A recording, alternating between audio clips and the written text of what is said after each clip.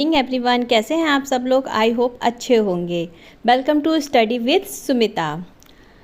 मैं करा रही हूँ आपको ल्यूसेंट की बुक जो कि 2024 की है, उसकी रीडिंग चैप्टर वाइज। ठीक है। और आज मैं आप लोगों को इस वीडियो में बताने जा रही हूँ कुछ महाजनपदों का उदय, जैन धर्म, बौद्ध धर्म, इससे रिलेटेड जितनी भी इम्पोर्टेंट चीज़ें हैं इसके बारे में आज हम डिस्कस करेंगे इस वीडियो में। तो वीडियो पूरा देखिएगा, क्योंकि ल्यूसेंट से आप किसी भी पेपर की तैयारी कर रहे हो तो उसमें से ज़्यादातर क्वेश्चन आपके ल्यूसेंट से फंसते हैं। तो आपको अच्छे से मैं आपको थ्योरी से करा रही हूँ, जिससे कि आप अपने नोट्स बनाएं, खुद से अपनी तैयारी भी करें।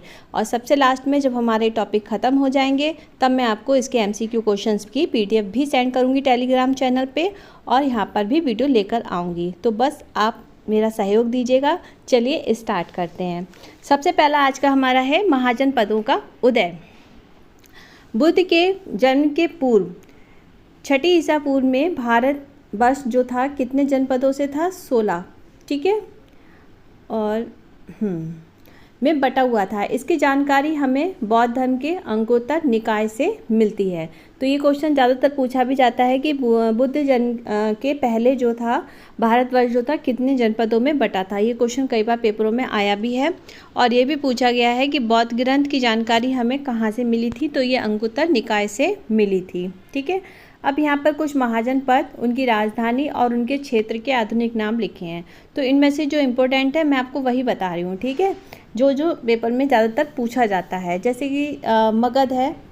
तो मगध जो है, मगध की राजधानी क्या है? गिरिव्रज या फिर राजगृह। तो आपको इन दोनों में से एक ऑप्शन में देखने को मिलती है। ज़्यादातर ऑप्शन में राजगृह आता है। ठीक है। लेकिन आप दोनों याद करिएगा।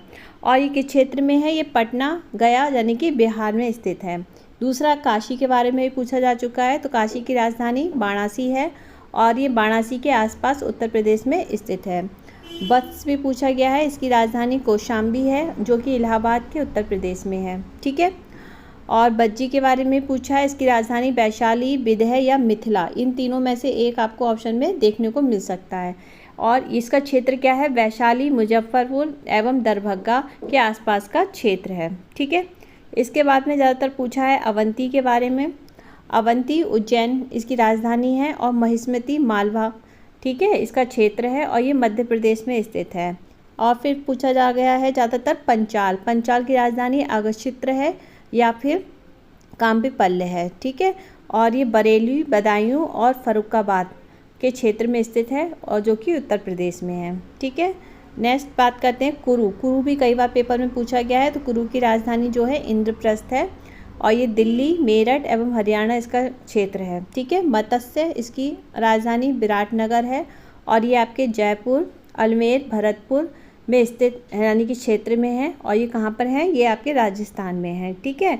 तो ये तो कुछ इसके इम्पोर्टेंट चीज़ें थी जो मैंने आपको बताई। बाकी का आप याद करना चाहें तो ये सारी चीज़ें भी याद कर सकते हैं।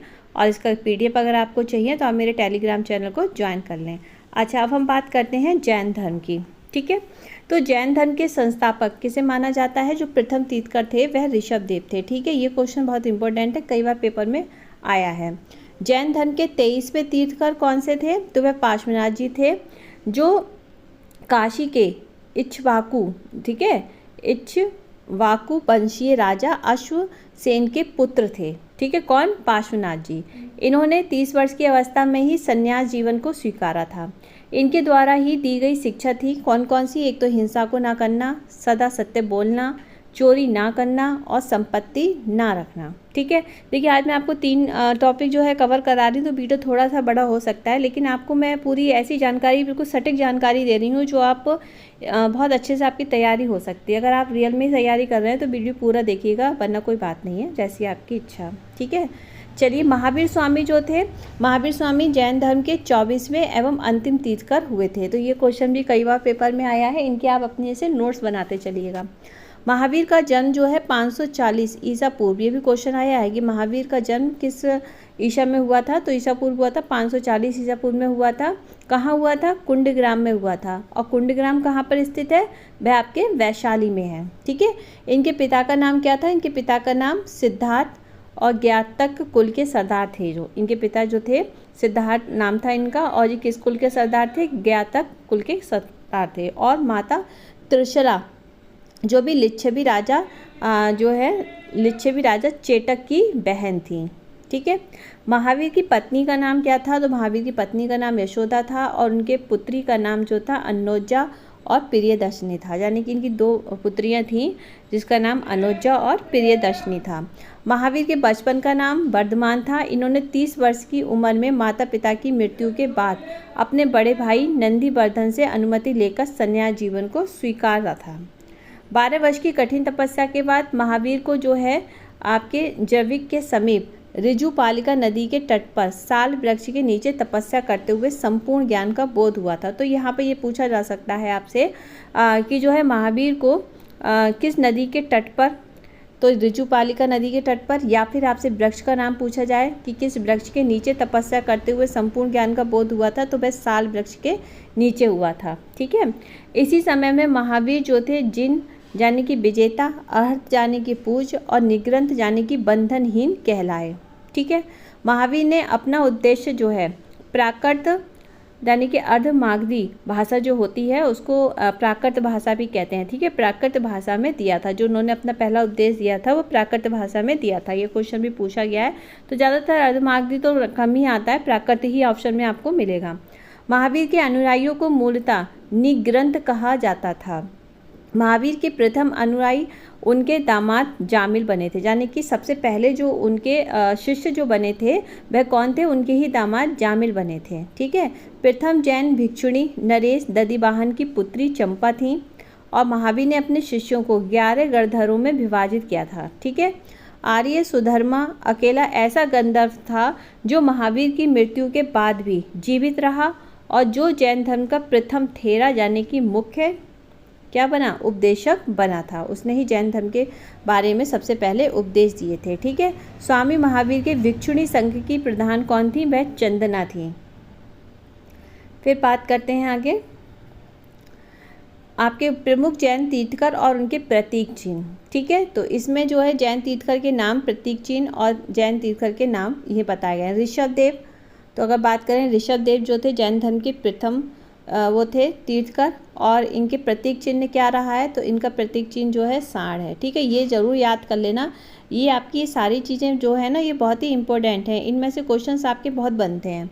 और अरगनाथ जो थे प्रथम और अजितनाथ जो थे द्वितीय तीर्थकर थे और इनका जो था प्रतीक चिन्ह हाथी था।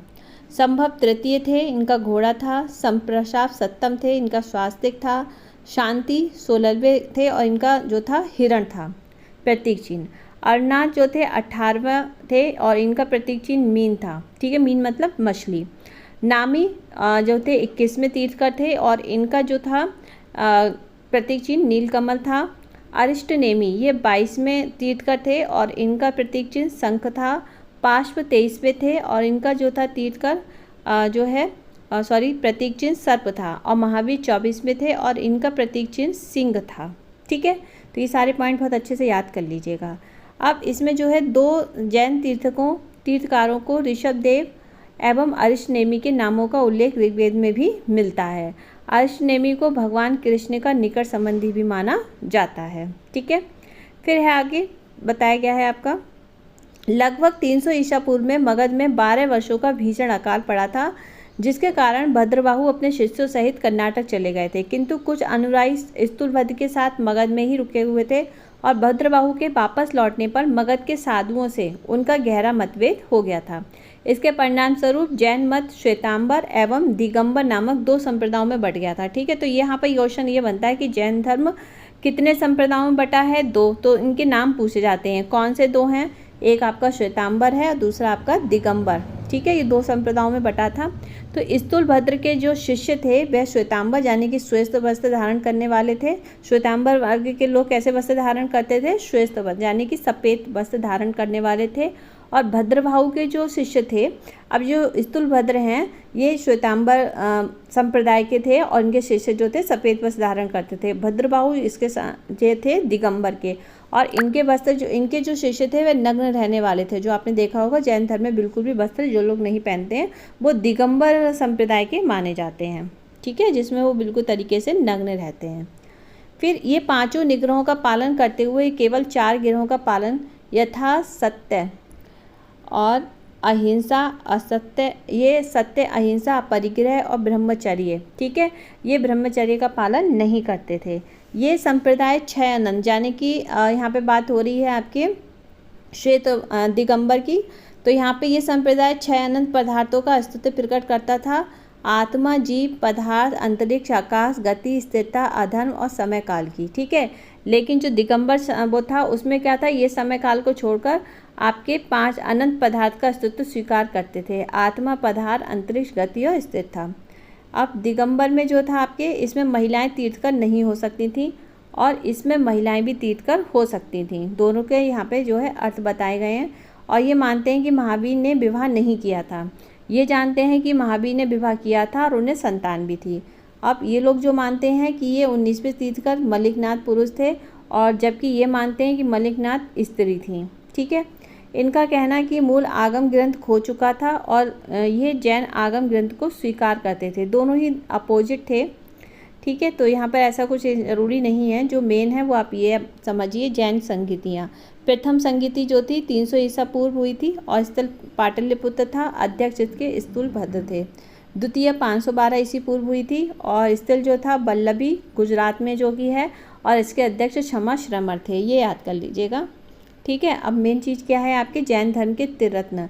तो त्रिरत्न क्या है, तो जैन धर्म के हैं ये, ठीक है। इसमें सम्यक दर्शन, यानी कि सम्यक दर्शन का मतलब होता है सही विश्वास, और सम्यक ज्ञान यानी कि सही ज्ञान, और सम्यक आचरण यानी कि सही आचरण। तो ये 3 चीज़ें बताई गई हैं जिनको त्रिरत्न कहा गया है जैन धर्म में, ठीक है। ये याद रखिएगा।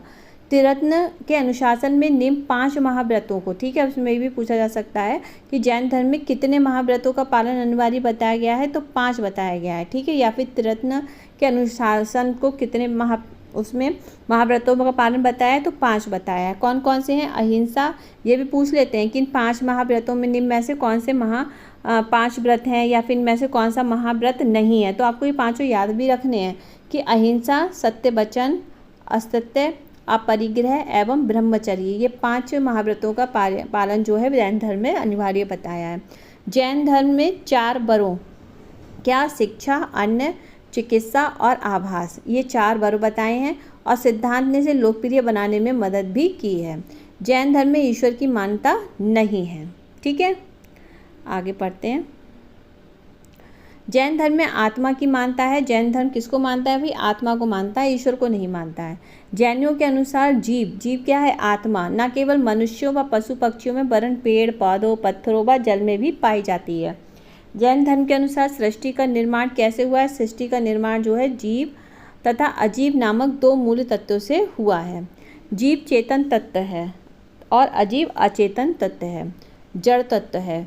पुद्गल, काल, आकाश, धर्म व अधर्म, ठीक है। महावीर पुनर्जन्म एवं कर्मवाद में विश्वास करते थे। ये क्वेश्चन भी बन के आ जाता है कि पुनर्जन्म एवं कर्मवाद में कौन विश्वास रखता था? तो महावीर जी रखते थे।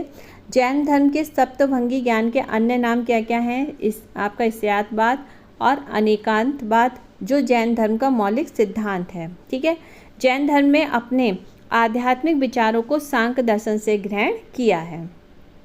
जैन धर्म मानने वाले कुछ राजा थे। कौन कौन से थे? एक तो उदयन, बंद राजा, चंद्रगुप्त मौर्य, कलिंग नरेश खारवेल, राष्ट्रकूट राजा, अमागवश, चंदेल शासक, ये सब जैन धर्म को मानते थे। और मैसूर के गंग वंश के मंत्री चामुंड के प्रोत्साहन से कर्नाटक के श्रवण बेलगोला में 10वीं शताब्दी के मध्य भाग में विशाल बाहुबली की मूर्ति गोमेतेश्वर की मूर्ति का निर्माण किया गया था। गोमेतेश्वर के जो प्रतिमा थी आपके कायोत्सक मुद्रा में थी। ये सब याद रखिएगा। गोमेतेश्वर की प्रतिमा किस में थी? कायोत्सक मुद्रा में थी। महावीर तपस्या की इस मुद्रा में अपने चारों ओर वातावरण से अनभिज्ञ थे। उनके पैरों में सांप लपेटे हुए थे और चींटियों ने मिट्टी की खरोंदे बना दिए थे। ये मूर्ति 18 मीटर ऊंची है एवं एक ही चट्टान को काट कर बनाई गई है, ठीक है। खजुराहो में जो है आपके जैन मंदिरों का निर्माण चंदेल शासकों द्वारा किया गया है। ये याद रखिएगा, ये क्वेश्चन कई बार पूछा गया है कि जैन मंदिरों का निर्माण किस द्वारा हुआ है? तो चंदेल शासकों के द्वारा हुआ है, ठीक है। कहाँ पर है? खजुराहो में है। आधुनिक तमिलनाडु के पुदुकोट्टई जिले में स्थित सिंथना वंसल या फिर सित्तन वासल गुफाएं हैं जो जैन धर्म से संबंधित हैं। मौर्योत्तर युग में मथुरा जैन धर्म का प्रसिद्ध केंद्र था और मथुरा कला का भी संबंध जो है जैन धर्म से है, ये भी याद रखिएगा।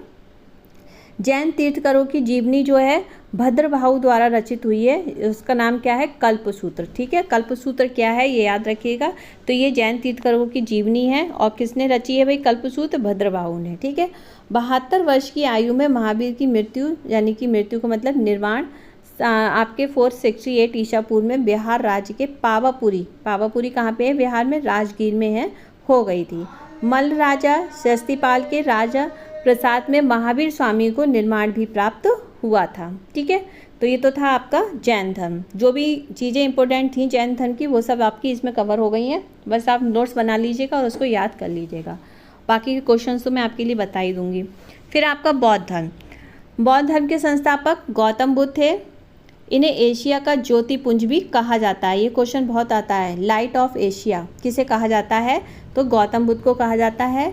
गौतम बुद्ध का जन्म 563 ईसा पूर्व में कपिलवस्तु के लुम्बिनी नामक स्थान पर हुआ था। इनके पिता का नाम श्रुतोधन शाक्यगढ़ के मुखिया थे और इनकी माता माया देवी की मृत्यु इनके जन्म के 7वें दिन ही हो गई थी और इनका लालन पोषण इनकी सौतेली माँ प्रजापति गौतमी ने किया था। ठीक है, इनके बचपन का नाम सिद्धार्थ था। गौतम बुद्ध का विवाह जो है 16 वर्ष की अवस्था में यशोधरा के साथ हुआ था और उनके पुत्र का नाम राहुल था। सिद्धार्थ जब कपिलवस्तु की सैर पर निकले थे तो उन्होंने निम्न चारों दृश्यों को देखा था। क्या देखा था, एक बूढ़ा आदमी, एक बीमार व्यक्ति, शव और एक सन्यासी। सांसारिक समस्याओं से व्यथित होकर सिद्धार्थ ने 29 वर्ष की अवस्था में जो था गृह को त्याग दिया था। जब इन्होंने लोगों को देखा था तो इनके बारे में जब जाना था तो इनका मन जो था सांसारिक चीज़ों से ऊब गया था और इनको समझ में नहीं आ रहा कि ये मृत्यु जन्म क्यों, हम आए ही क्यों जब हमें सबको मरना है, इतनी सब परेशानी होती है। तो इनको बहुत ज़्यादा दुख हुआ था। इस वजह से इन्होंने 29 वर्ष की अवस्था में गृह त्याग दिया था, जिसे बौद्ध धर्म में महा अभिनिष्क्रमण कहा जाता है। गृह त्याग करने के बाद सिद्धार्थ यानी कि बुद्ध ने वैशाली के आलार कलाम से सांख्य दर्शन की शिक्षा ग्रहण की और आलार कलाम सिद्धांत के जो हैं प्रथम गुरु ये बने थे, प्रथम गुरु हुए थे। आलार कलाम सिद्धार्थ के जो है प्रथम गुरु थे। अगर पूछा जाए बुद्ध के प्रथम गुरु कौन थे तो आलार कलाम थे, जिससे उन्होंने शून्य का ज्ञान प्राप्त किया था। ठीक है, ये याद रखिएगा। आलार कलाम के बाद सिद्धार्थ ने राजगीर के रुद्रक राम पुत्र से शिक्षा ली, यानी कि ये इनके दूसरे गुरु हो गए, जिससे इन्होंने योग का ज्ञान प्राप्त किया। ठीक है, चलिए आगे बढ़ते हैं। उरुवेला में सिद्धार्थ को आपके कौंडिन्य और बप्पा, भादिया, महानामा एवं असांगी नामक 5 साधक मिले। ठीक है, बिना अन्न जल ग्रहण किए 6 वर्ष की कठिन तपस्या के बाद 35 वर्ष की आयु में बैसाख की पूर्णिमा की रात निरंजना नदी के किनारे पीपल वृक्ष के नीचे सिद्धार्थ को जो है ज्ञान प्राप्त हुआ। ज्ञान प्राप्ति के बाद सिद्धार्थ बुद्ध के नाम से जाने जाने लगे और वह स्थान क्या कहलाया, बोध गया कहलाया।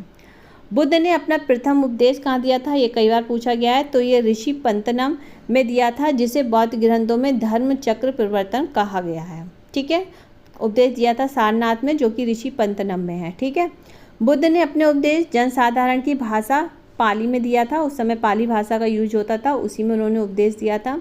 बुद्ध ने अपने उपदेश कौशल, वैशाली, कौशाम्बी व अन्य राज्यों में भी दिए थे।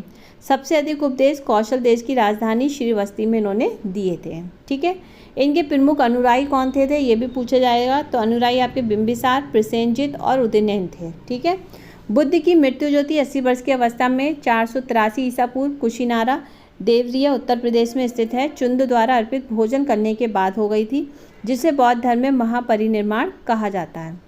मल्लों ने अत्यंत सम्मानपूर्वक बुद्ध का अन्त्येष्टि संस्कार किया था, यानी कि अंतिम संस्कार किया था।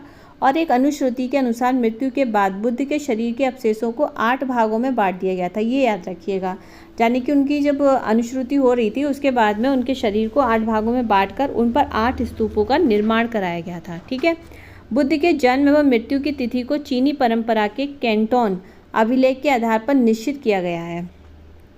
बौद्ध धर्म के बारे में हमें विशद ज्ञान जो है त्रिपिटक से मिलता है। वहाँ पे कौन सा त्रिरत्न था जैन धर्म में, याद रखिएगा, कंफ्यूज मत होइएगा। और इसमें त्रिपिटक था। त्रिपिटक में क्या था देखिए, विनय पिटक, सूत्र पिटक और अभिधम्म पिटक से प्राप्त होता है। तीनों पिटकों की भाषा कैसी थी, पाली थी। उनकी भाषा प्राकृत भाषा थी। ठीक है, जैन धर्म की। अब यहाँ पर जो है थेरवाद मत की पाली त्रिपिटक सबसे पुराना है। सूत्र पिटक में बुद्ध के धार्मिक सिद्धांतों को संवाद के रूप में संकलित किया गया और विनय पिटक में संघ के जो है भिक्षु एवं भिक्षुणी के लिए बनाए गए नियमों का संग्रह किया गया कि जो भी भिक्षा और लेती हैं लेडीज़ें या फिर जेंट्स, तो उनमें किस नियमों को पालन करना है उसके बारे में बताया गया। और इस संघ के अनुशासन के तोड़ने पर किए जाने वाले प्रायश्चितों की सूची भी इसमें दी गई। अगर किसी से वो नियम टूट जाते हैं तो वह इसका प्रायश्चित कैसे कर सकते हैं इसके बारे में भी बताया गया। अभिधम पिटक में सूत्र पिटक में वर्णित सिद्धांतों में सुव्यवस्थित अनुशीलन के लिए आवश्यक सूचियों के सारांश और प्रश्नोत्तरी का समावेश किया गया। ठीक है। पाली जो है त्रिपिटकों को पहली शताब्दी ईसा पूर्व में श्रीलंका के शासक आपके बतगामनी की देखरेख में पहली बार लिपिबद्ध किया गया था। चलिए अब आगे बढ़ते हैं। सूत्र पिटक के 5 निकाय बताए गए हैं। एक दीर्घ, मध्यम, संयुक्त, अंगुत्तर और खुद्दक। बुद्ध के पूर्व जन्मों से जुड़ी जातक कथाएं खुद्दक निकाय यानी कि 15 पुस्तकों में से एक हैं और खुद्दक निकाय में धम्मपद और थेरगाथा में बौद्ध भिक्षुओं का गीत, थेरीगाथा और बौद्ध भिक्षुणियों के गीत दिए गए हैं। बौद्ध धर्म मूलतः अनिश्वरवादी है, इसमें आत्मा की परिकल्पना भी नहीं है, यानी कि ईश्वर को तो मानते ही नहीं है और आत्मा को भी इसकी भी कोई परिकल्पना नहीं है। बौद्ध धर्म में पुनः जन्म की मानता है। ठीक है, ये याद रखिएगा।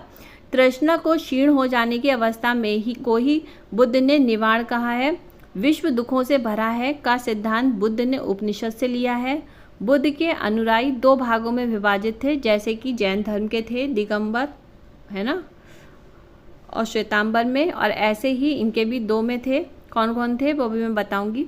बुद्ध के अनुयायी 2 भागों में विभाजित थे। पहला भिक्षुक, बौद्ध धर्म के प्रचार के लिए जिन्होंने संन्यास ग्रहण किया था उन्हें भिक्षुक कहा जाता था। उपासक, गृहस्थ जीवन व्यतीत करते हुए बौद्ध धर्म अपनाने वालों को उपासक कहा जाता था, यानी कि अपनी घर गृहस्थी को नहीं त्यागते थे पर बौद्ध धर्म का नियमों के पालन करते थे, उनको मानते थे, तो उनको उपासक कहा जाता था। ठीक है। बौद्ध धर्म के वरिष्ठ साध्वी को थेरी के रूप में जाना जाता था। ठीक, आगे है। बौद्ध संघ में सम्मिलित होने के लिए न्यूनतम आयु कितनी हुआ करती थी? 15 वर्ष। बौद्ध संघ में प्रविष्टि होने को उपसंपदा कहा जाता था। और बौद्ध धर्म के त्रिरत्न कौन थे? बुद्ध, धम्म और संघ। ठीक है, फिर चलिए आगे बढ़ते हैं। बौद्ध सभाएं ये ज़्यादातर पेपर में पूछी जाती है, याद करिएगा। प्रथम बौद्ध संगीति 483 ईसा पूर्व कहाँ पे लगी थी? राजगृह में। इसके अध्यक्ष महाकश्यप थे और इसके किसके शासनकाल में हुई थी? अजातशत्रु। ठीक है, तो ज़्यादातर ये पूछा जाता है कि प्रथम बौद्ध संगीति कहाँ पर हुई थी? राजगृह में। और ये भी पूछा जाता है किसके शासनकाल में हुई थी। ये 2 चीज़ें तो पूछी जाती हैं। तो अजातशत्रु के। द्वितीय बौद्ध संगीति 383 ईसा पूर्व वैशाली में हुई थी। इसके अध्यक्ष सवाकामी थे और शासनकाल काल अशोक का था। तृतीय बौद्ध संगीति 250 ईसा पूर्व पाटलिपुत्र में हुई थी और इसके अध्यक्ष मोगलीपुत्र तिस्र थे और किसके शासनकाल में हुई थी? अशोक के शासनकाल में हुई थी। चतुर्थ बौद्ध संगीति 98 ईस्वी में कुंडलवन में हुई थी और इसके अध्यक्ष जो थे बहुसुमित्र और अश्वघोष थे और इनका शासनकाल क्या था? किसके शासनकाल में? कनिष्क की हुई थी। अब चतुर्थ बौद्ध संगीति के बाद बौद्ध धर्म 2 भागों में बंट गया था, एक हीनयान और दूसरा महायान। ठीक है, याद रखिएगा। बौद्ध धर्म के महायान संप्रदाय का आदर्श क्या था? बौद्धिस्तत्व और बौद्धिस्त्व दूसरे के कल्याण को प्राथमिकता देते हुए अपने निर्माण में विलंब करते थे। हीनयान का आदर्श अहित पद को प्राप्त होता था। जो व्यक्ति अपनी साधना से निवारण की प्राप्ति करते थे उन्हें ही अहित कहा जाता था। धार्मिक जुलूस का प्रारंभ सबसे पहले बौद्ध धर्म के द्वारा प्रारंभ हुआ था। ठीक है, सबसे पहले धार्मिक जो जुलूस निकला करते हैं ना, वो सबसे पहले बौद्ध धर्म में से स्टार्ट हुए थे। बौद्धों का सबसे पवित्र त्यौहार कौन सा है? वैशाख पूर्णिमा, जिसे बुद्ध पूर्णिमा के नाम से भी जाना जाता है। इसका महत्व इसलिए है क्योंकि बुद्ध पूर्णिमा के ही दिन बुद्ध का जन्म, ज्ञान की प्राप्ति और महान परिनिर्वाण हुआ था। ठीक है। बुद्ध ने सांसारिक दुखों के संबंध में 4 आर्य सत्य उपदेश दिए थे, याद रखिएगा। एक दुख, दुख समुदाय, दुख निरोध और दुख निरोध गामिनी प्रतिपदा। इस सांसारिक दुखों से मुक्ति हेतु बुद्ध ने अष्टांगिक मार्ग की बात कही। तो इसमें कौन कौन से अष्टांगिक मार्ग में 8 आते हैं? सम्यक दृष्टि, सम्यक संकल्प, सम्यक वाणी, सम्यक कर्मांत, सम्यक आजीव, सम्यक व्यायाम, सम्यक स्मार्त एवं सम्यक समाधि। बुद्ध के अनुसार अष्टांगिक मार्गों के पालन करने के बाद मनुष्य की भव तृष्णा नष्ट हो जाती है। अगर वह इन 8 उसका पालन करता है तो उसकी जितनी भी तृष्णा है वह सब नष्ट हो जाती है, भावनाएं, और उसे निवारण प्राप्त हो जाता है, मुक्ति मिल जाती है। निर्वाण बौद्ध धर्म का परम लक्ष्य है मोक्ष, ठीक है। मोक्ष जो है बौद्ध धर्म का निर्वाण किसे कहते हैं, मोक्ष को कहते हैं, ठीक है। जिसका अर्थ है दीपक का बुझ जाना, अर्थात जीवन मरण चक्र से मुक्त हो जाना। बुद्ध ने निर्वाण प्राप्ति को सरल बनाने के लिए निम्न 10 शील दिए हैं। एक, अहिंसा, सत्य, अस्तेय यानी कि चोरी ना करना, अपरिग्रह किसी प्रकार की संपत्ति ना रखना, मद्य सेवन यानी कि शराब वगैरह नशा ना करना, ठीक है। अब आगे चलते हैं। बुद्ध ने मध्यम मार्ग का उपदेश भी दिया है। अनिश्वरवाद के संबंध में बौद्ध धर्म एवं जैन धर्म में समानता है कि दोनों ही ईश्वर को नहीं मानते हैं। जातक कथाएं प्रदर्शित करती हैं कि बौद्धिस्तों का अवतार मनुष्य रूप में भी हो सकता है और पशुओं के रूप में भी हो सकता है। बौद्धिस्तों के रूप में पुनर्जन्मों की दीर्घ श्रृंखला के अंतर्गत बुद्ध ने शाक्य मुनि के रूप में अपना अंतिम जन्म प्राप्त किया था, यानी कि बुद्ध ने जो दूसरा जन्म लिया था वह शाक्य मुनि के रूप में लिया था। किंतु इसके उपरांत मैत्रेय और अन्य अनाम बुद्ध अभी अवतरित होने शेष हैं, यानी कि इन नाम के जो बुद्ध हैं वो शेष हैं। सर्वाधिक बुद्ध मूर्तियों का निर्माण गंधार शैली में किया गया था, याद रखिएगा। लेकिन बुद्ध की प्रथम मूर्ति संभवतः मथुरा कला में बनी हुई है, ठीक है। इसके बाद में तिब्बत, भूटान एवं पड़ोसी देशों में बौद्ध धर्म का प्रचार प्रथम संभव गुरु रिंगपांच ने किया था, ठीक है। इनका संबंध बौद्ध धर्म के वज्रयान शाखा से था और इनकी 123 फीट ऊंची मूर्ति हिमाचल प्रदेश रिवाल में सर झील में है। अब नोट करने वाली बात यहाँ पे याद रखिएगा, भारत में उपासना की जाने वाली प्रथम मूर्ति संभवतः बुद्ध की ही थी, जिस मूर्ति की पूजा भारत में सबसे पहले हुई थी। स्तूप वैदिक काल से भारत में प्रचलित समाधान टीले थे जिसमें मृतकों के अवशेष और राख को रखा जाता था, ठीक है। अशोक के शासनकाल में स्तूप कला अपने चरमोत्कर्ष पर थी और इसमें अपने राज्यकाल के दौरान लगभग 84,000 स्तूप जो थे बनवाए थे किसने, अशोक ने, ठीक है। चलिए फिर आगे बढ़ते हैं। महत्वपूर्ण बौद्ध मठ, ठीक है। तो ये मठ आप देख लीजिएगा, इसका स्क्रीनशॉट ले लीजिएगा, इसको आप पढ़ लीजिएगा, ठीक है। मैं पढ़ूंगी तो वीडियो और ज़्यादा लेंथी हो जाएगा। वैदिक परंपरा से प्रेरित स्तूपों को बौद्ध द्वारा लोकप्रिय बनाया गया था। बुद्ध की मृत्यु के बाद बुद्ध के शरीर के अवशेष 8 भागों में बटे थे, याद रखिएगा, और विभाजित स्तूपों के नीचे रखे गए थे। स्तूपों को 5 श्रेणी में वर्गीकृत किया गया था। एक तो अवशेष स्तूप, जिसमें बुद्ध और अन्य धार्मिक व्यक्तियों के अवशेष रखे गए थे, जो कहाँ पे है, सांची का स्तूप है, ठीक है।